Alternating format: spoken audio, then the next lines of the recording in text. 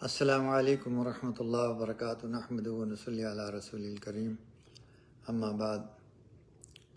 درس قرآن شروع کرتے ہیں۔ سورہ بقرہ کی آیت نمبر 32 ہے۔ وعلم آدم الاسماء کلہا ثم عرضهم علی الملائکۃ فقال انبئونی باسماء ہؤلاء ان کنتم صادقین قالوا سبحانک لا علم لنا الا ما علمتنا انک انت العلیم الحکیم۔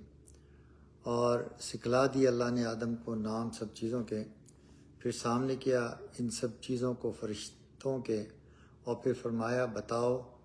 مجھ کو نام ان کے اگر تم سچے ہو۔ بولے پاک ہے تو، ہم کو معلوم نہیں مگر جتنا تو نے ہم کو سکھایا، بے شک تو ہی اصل جاننے والا حکمت والا ہے۔ آدم علیہ السلام کے لیے علم کی نعمت جو ہے، خلاصہ یہ ہے کہ حق تعالیٰ نے حضرت آدم علیہ السلام کو ہر ایک چیز کا نام اس کی حقیقت، خاصیت کے اور نفع اور نقصان کے تعلیم فرما دیا، اور یہ علم ان کے دل میں بلا واسطہ کلام القاء کر دیا، کیونکہ بدو اس کلام کے علم کے خلافت اور دنیا پر حکومت کیوں کم ممکن ہے۔ اس کے بعد ملائکہ کو اس حکمت پر مطلع کرنے کی وجہ سے ملائکہ سے مذکورہ کا سوال کیا گیا کہ اگر تم اپنی اس بات میں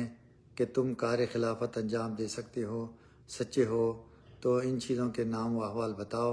لیکن انہوں نے اپنے عجز و قصور کا اقرار کیا اور خوب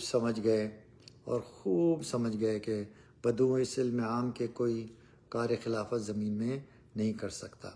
اس علم عام سے قدر قلیل ہم کو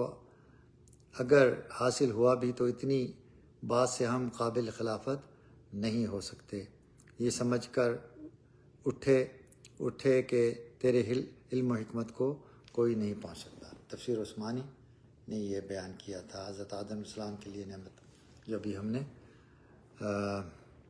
سیکھی۔ حضرت صلی اللہ علیہ وسلم کی نبوت حدیث شریف میں ہے کہ کنت نبیوں و آدم بین الروح والجسد، یعنی رسول اللہ صلی اللہ علیہ وسلم فرماتے ہیں کہ میں اس حالت میں نبی تھا کہ جب حضرت آدم روح اور جسم کے درمیان تھے۔ اس حدیث کو طبرانی نے ابن عباس رضی اللہ عنہما سے اور ابو نعیم رضی اللہ عنہ نے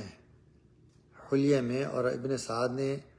ابو الجدع سے روایت کیا ہے۔ اس حدیث سے یہ معلوم ہوتا ہے کہ حق تعالیٰ کو جو علوم اور کمال نبوت حضور کو عطا فرمانے منظور تھے، اور وہ تجلیات ذات کے جو انبیاء کے ساتھ مخصوص ہیں،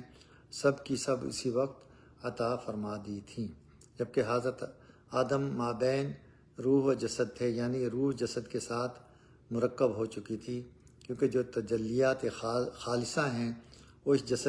جسد خاکی کے ساتھ مشروط تھیں، تو حضرت آدم علیہ السلام کا جسد بن گیا اور ان کی ذریت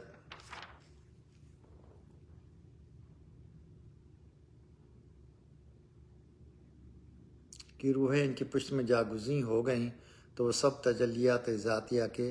قبول کرنے کے لائق ہو گئے۔ قال یا آدم انبئہم باسمائہم فلما انبأہم باسمائہم قال الم اقل لکم انی اعلم غیب السماوات والارض وَعَلَمُ مَا تُبْدُونَ وَمَا كُنْتُمْ تَكْتُمُونَ۔ فرمایا اے آدم بتا دے فرشتوں کو ان چیزوں کے نام۔ پھر جب بتا دیے اس نے ان کے نام، فرمایا کیا نہ کہا تھا میں نے تم کو کہ میں خوب جانتا ہوں چھپی ہوئی چیزیں آسمانوں کی اور زمینوں کی، اور جانتا ہوں جو تم ظاہر کرتے ہو اور جو چھپاتے ہو۔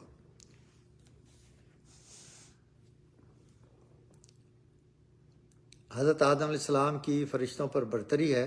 اس کے بعد حضرت آدم علیہ السلام سے جو تمام اشیاء عالم کی نسبت سوال ہوا تو فرفر سب امور ملائکہ کو بتا دیے کہ وہ بھی سب دنگ رہ گئے، اور حضرت آدم کے احاطہ علمی پر عش کر گئے، تو اللہ تعالیٰ نے ملائکہ سے فرمایا کہ کہو ہم نہ کہتے تھے کہ ہم جملہ مخفی امور آسمان و زمین کے جاننے والے ہیں، اور تمہارے دل میں جو باتیں مکنون ہیں وہ بھی سب ہم کو معلوم ہیں۔ تفسیر عثمانی میں اس کا فائدہ لکھا ہے علم اور عبادت کا، اس سے علم کی فضیلت عبادت پر ثابت ہوئی۔ دیکھیے عبادت میں ملائکہ اس قدر بڑے ہوئے ہیں